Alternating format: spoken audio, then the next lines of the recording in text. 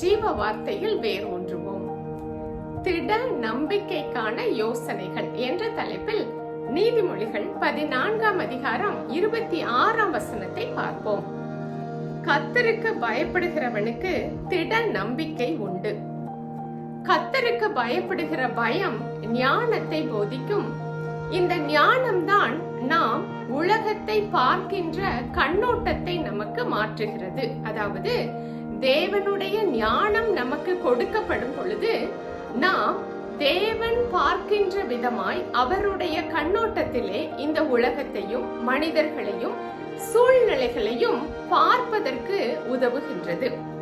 இவ்வாறு நாம் பார்க்கும் பொழுது நம்முடைய பயம் நீங்குகிறது, நிச்சயமற்ற தன்மை மாறுகின்றது.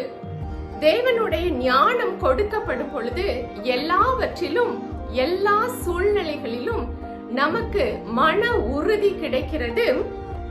தைரியம் உள்ளவர்களாய், முழு நிச்சயம் உள்ளவர்களாய் நாம் எந்த சவால்களையும் மேற்கொள்ள முடியும் என்ற நம்பிக்கையை நமக்கு தருகின்றது. நம்முடைய மனதிலே திட நம்பிக்கையை அது நமக்கு கொடுக்கிறது. இதற்கு எல்லாமே அடித்தளம் என்னவென்றால் தேவனுக்கு பயப்படுகிற பயம்தான். இதற்கு நம்முடைய கவனம் 3 விஷயத்தில் இருக்க வேண்டும். முதலாவதாக தேவனை தாகத்தோடு தேட வேண்டும். இந்த தேடுதலின் ஆழம் எவ்வளவோ அவ்வளவு நெருக்கம்தான் நம்முடைய உறவு தேவனோடு இருக்க முடியும். வேதத்தை நாம் வாசிக்கும் பொழுது வார்த்தைகளின் மூலம் தேவனை புரிந்து கொள்வதும், ஜெபத்திலே அவருடைய சத்தத்தை கேட்பதும், எப்பொழுதும் அவரோடு கூட தொடர்பில் இருக்கும் அந்த உணர்வில் நாம் வாழும் பொழுது தேவனை அறிகின்ற அறிவிலே நம்மால் வளர முடியும். இது நம் வாழ்நாள் முழுவதும் நாம் எடுக்க வேண்டிய தொடர் தேடுதலின் முயற்சியாக இருக்கிறது. இந்த தேடுதலின் தாகம், பசி, வேட்கை நம்மிடத்திலே அதிகமாக தான் அது கர்த்தரை நமக்கு வெளிப்படுத்துகிறது. இந்த வெளிப்பாடு நமக்கு கர்த்தருக்கு பயப்படுகிற பயத்தை கொடுக்கிறது. இந்த பயம் இந்த தேவன் மீது நமக்கு நிச்சயமான ஒரு நம்பிக்கையை கொடுக்கிறது. இரண்டாவதாக தேவனுக்கான சமர்ப்பணம் தேவை. அதாவது தேவனுடைய வல்லமைகளை நாம் புரிந்து கொள்ள வேண்டும்.